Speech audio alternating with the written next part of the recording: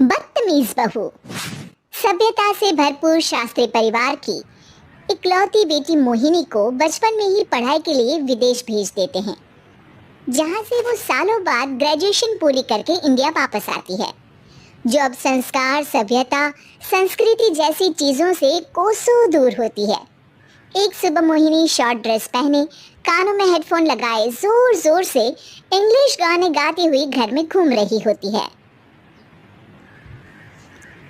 सुबह सुबह भगवान का नाम लेते हैं, राक्षसों की तरह चिल्लाते नहीं। पॉप्स, आपको अच्छे गाने की बिल्कुल समझ नहीं है, सो ठीक है, चल पियो।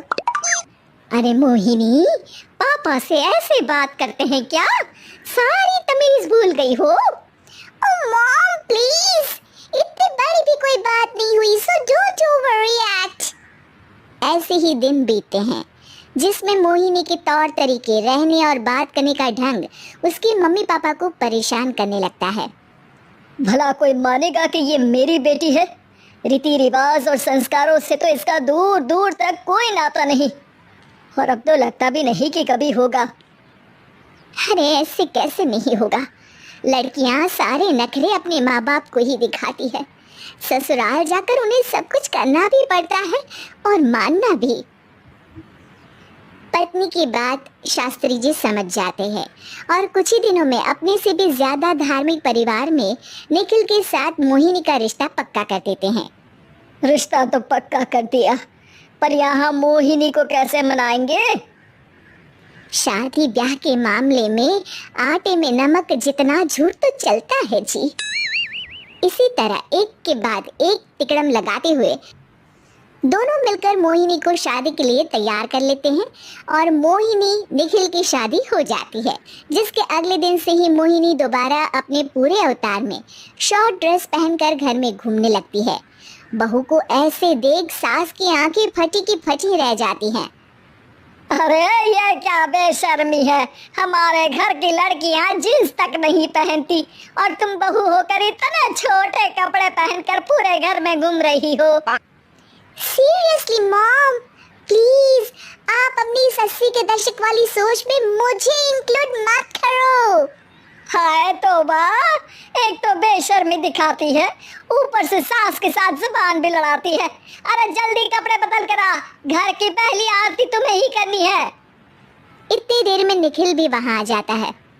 माँ पापा आने वाले हैं, पूजा का सारा सामान तैयार है ना?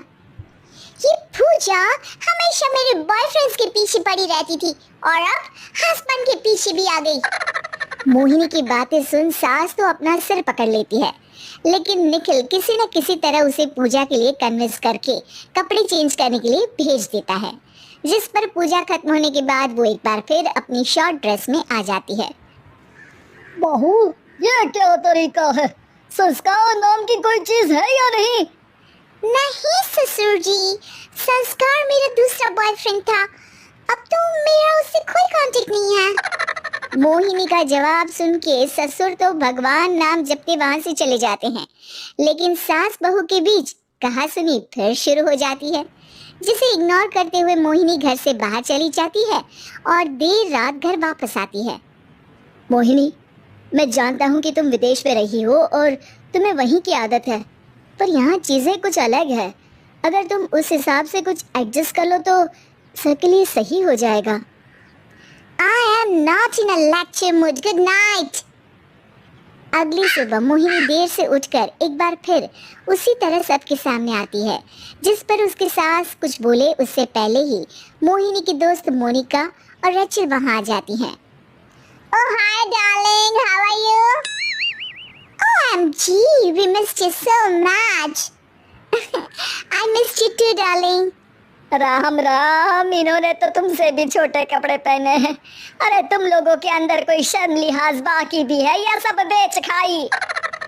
मोहिनी, तुम्हारी मेड कुछ ज्यादा नहीं बोलती? इस पर मोहिनी की दोस्त उसकी सास का मजाक बनाने लगती है, जिसे सुन निखिल उन्हें जवाब देते हुए कड़वे शब्द सुना देता है और वो सुन के वो दोनों तो मुंह बनाए वहां से चली जाती है, लेकिन गुस्से से लाल मोहिनी वहीं खड़ी निखिल को घूरती रहती है।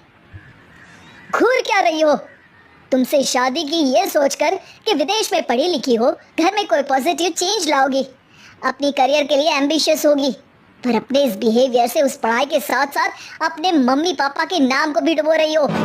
अगर तुम्हें ऐसे ही हाल रखना है तो यहाँ रहने की कोई जरूरत नहीं है। निखिल की बातें सुनकर मोहिनी रोते हुए घर छोड़कर अपनी मम्मी पापा के पास वापस आ जाती है। ससुराल में सब कुछ ठीक तो है?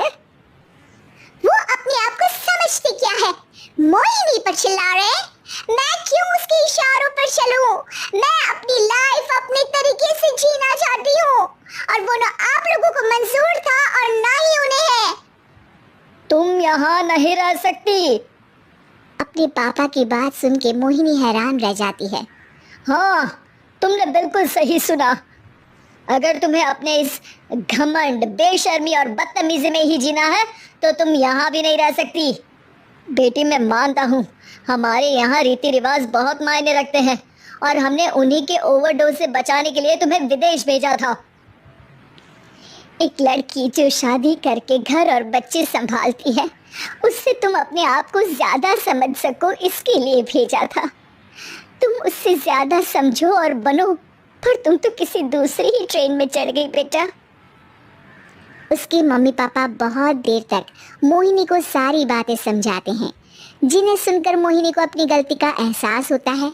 वो जॉब ज्वाइन कर लेती है और ससुराल वापस आकर उन्हें मॉडर्न बनाती है और खुद भी कुछ रिवाज सीखते हुए खुशी से रहने लगती है।